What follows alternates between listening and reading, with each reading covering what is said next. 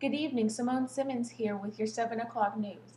This just in, apparently, fire-breathing dragons have been found to be real. We've got the story for you when we come right back.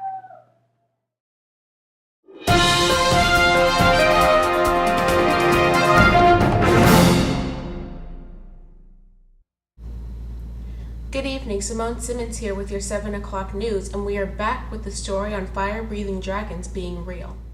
Way back when the cavemen and dinosaurs roamed the earth, there were several events that led up to the evolution of the fire-breathing dragon. These are pterodactyl, Tyrannosaurus rex, and a meteor. Basically, the Tyrannosaurus rex and the pterodactyl developed very strong feelings for one another, dangerously close to the fall of the meteors. It wasn't long before eggs were laid. Some days later, the eggs hatched and fell out of the tree on account of an earthquake that hit. The babies were exposed, and as they cried, they breathed in the astronomical fumes emitting from the attack of the meteors. Also, their skin was exposed to the UV lights of the harmful sun. We've got more information on the story when we return.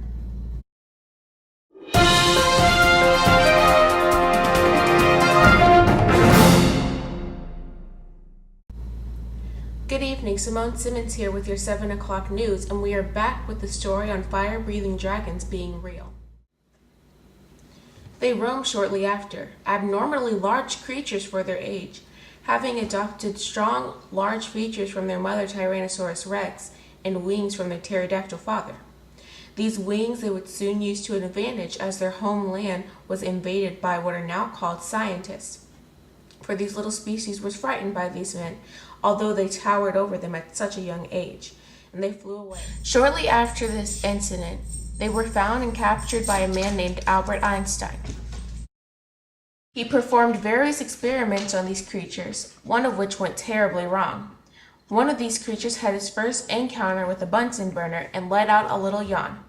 Unfortunately, Albert, or his hair rather, was dangerously close to the burner, and when the creature yawned, the fire expanded significantly, with distance that permanently charred Einstein's hair. If you thought this was his signature style by choice, think again. After this happened, Albert sent the animals to 3 separate towers.